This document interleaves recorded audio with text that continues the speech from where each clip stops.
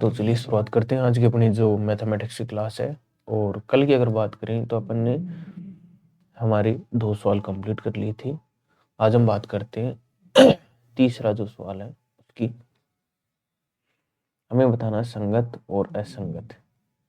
संगत और असंगत की अगर हम बात करें तो सबसे पहले हमें किसी भी समीकरण के अनुपात देख लेने हैं, जैसे a1 बट्टा a2, b1 बट्टा b2, c1 बट्टा c2।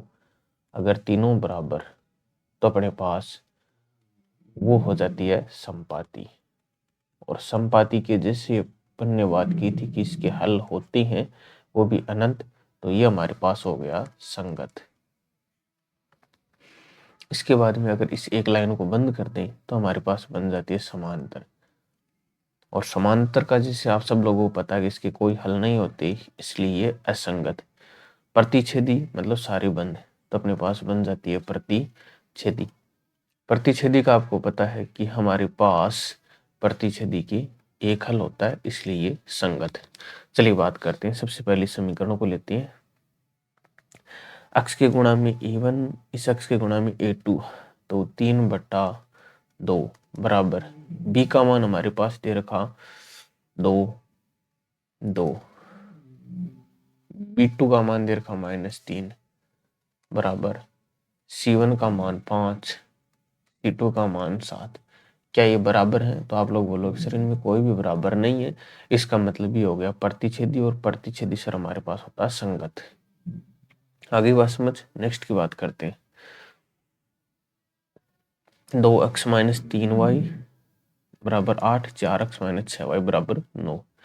x के गुणा में 2, इस वाले x के गुणा में 4 बराबर इसके गुणा में -3, इसके गुणा में -6 बराबर 8/9। 2 का भाग 4 के अंदर 2 बार जाता है, तो इसको हम लोग लिख सकते हैं 1/2। माइनस से माइनस कट गया, 3 का भाग 6 के अंदर 1/2 बार गया, जबकि 8/9 के अंदर किसी का भी कॉमन संख्या भाग नहीं जा रहा। ये बराबर नहीं है, जबकि ये बराबर है। और जब ये बराबर नहीं और ये बराबर होता है उसको हम बोलते हैं क्या? समांतर। और समांतर का आपको पता है कोई भी हल नहीं होता, इसलिए ये क्या हो गया? असंगत। आई बात समझ में?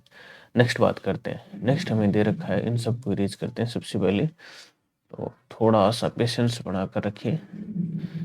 विद्यार्थी जीवन में जब तक पेशेंस रहेगा तब तक कुछ नया सीखने के लिए आप लोग तैयार होगे, वरना जो आ रहा है वो भी आप लोग भूल जाओगे। नेक्स्ट हमें दे रखा है 3/2 अक्ष के गुणा में, इस अक्ष के गुणा में बट्टा 9, बट्टे में लिख दो इनकी 1 बराबर 5/3 बट्टे में -10, -10/1। अगला दे रखा है बराबर 7/14।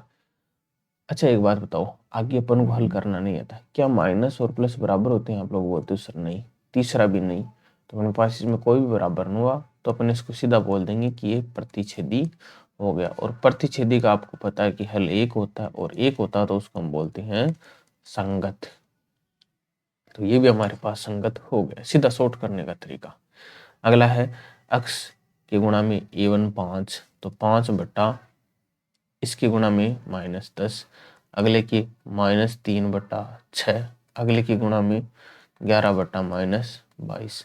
5 का भाग 10 के अंदर 2 बार जाता है, तो -1/2। 3 का भाग 6 के अंदर 2 बार, 11 का भाग 22 के अंदर 2 बार, सारे बराबर आ रहे हैं। इसका मतलब ये हमारे पास संपाती हो गया। कौन सा हो गया? संपाती। और संपाती के अनंत हल होते हैं, और अनंत हल होते हैं तो इसका मतलब ये हमारे पास क्या हो गया? संगत है। क्या हो गया? संगत है।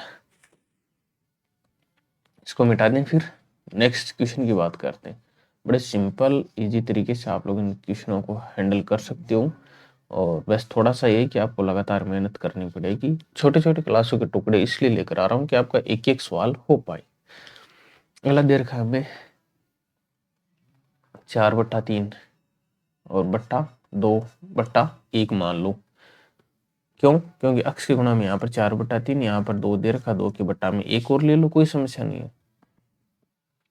अगला दे रखा है 2/3, अगला दे रखा 8/12। चेक करना बराबर होता है या नहीं। 2 का भाग 8 के अंदर कितनी बार जाता है? 4 बार। तो हम सीधा इसके अंदर 4 का भाग ही लगा लेते हैं। क्या लगा लेते हैं? पूरे के अंदर 4 का भाग। 4 का भाग 8 के अंदर 2 बार, 12 के अंदर 3 बार। तो ये 2/3 बराबर 2/3। पहले को चौथे के साथ गुणा, दूसरे को तीसरे के साथ। तो आपको भी पता है कि 4 को तो 1 के साथ गुणा करेंगे, 2 को 3 के साथ। 2 का भाग इसके अंदर 2 बार गया, तो बचा क्या? 2/3। सारे आपके पास मान है वो अनुपात वो क्या आ गई? बराबर। बराबर आ गई तो हम लोग इसको क्या बोल सकते हैं?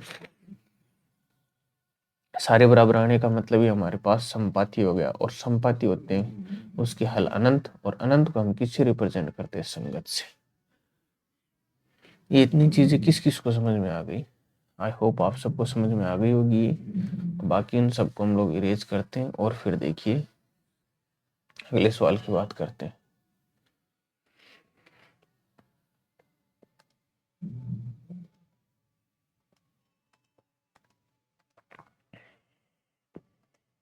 चलिए इसको एक एक करके इरेज कर लेते हैं, कोई बड़ी बात नहीं है। चौथा सवाल है, निम्नलिखित समीकरणों में से कौन सा युग्म संगत है? यदि संगत, कौन सा असंगत है? ग्राफी विधि से हल करके बताना। ग्राफी विधि से बेटा कैसे हल करोगे? ग्राफी विधि से जैसे अपन ने पहला सवाल किया ना, पहला कैसे किया? तो आप लोगों को पता है कि पहला सवाल अपन ने इस प्रकार से किया, इनको ग्राफ के ऊपर लेकर। तो इसी प्रकार से हमें इसको हल करना है।